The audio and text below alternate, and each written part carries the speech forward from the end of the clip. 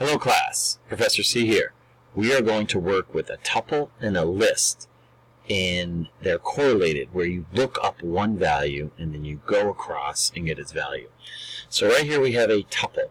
A tuple is a list in memory, but you cannot change its values. So notice there's left parenthesis and a right parenthesis, and it's east, north, south, west. There's 4 of them. This is element 0. Element 1, element 2, element 3.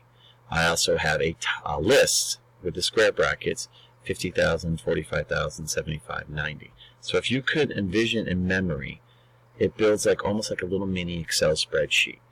The values going here are the top regions, and these values here are the list sales.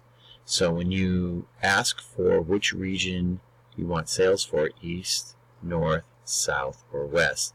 So say I type in north, it comes and finds north, which is element 2, and goes over and gets 45,000. If I type in south, it goes to the 3rd position and comes over here and it gets its, 2nd position, because remember 0, 1, 2, 3. So the 2nd position is south, and I get 75,000.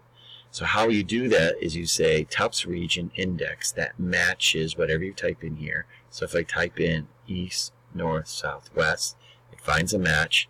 I get its position being 0, 1, 2, or 3. Then I say give me the list for the position in the corresponding one here. So let's run it. Okay, I'm going to type in north. So it goes and finds north, which is 0, 1. 1 gets put into here, and it says go and get me the first position in list sales, 0, 1, and there you go. What happens if we put in west? It gets 90,000 because it finds it in the 3rd position, 0, 1, 2, 3, and goes over here to the 3rd position here.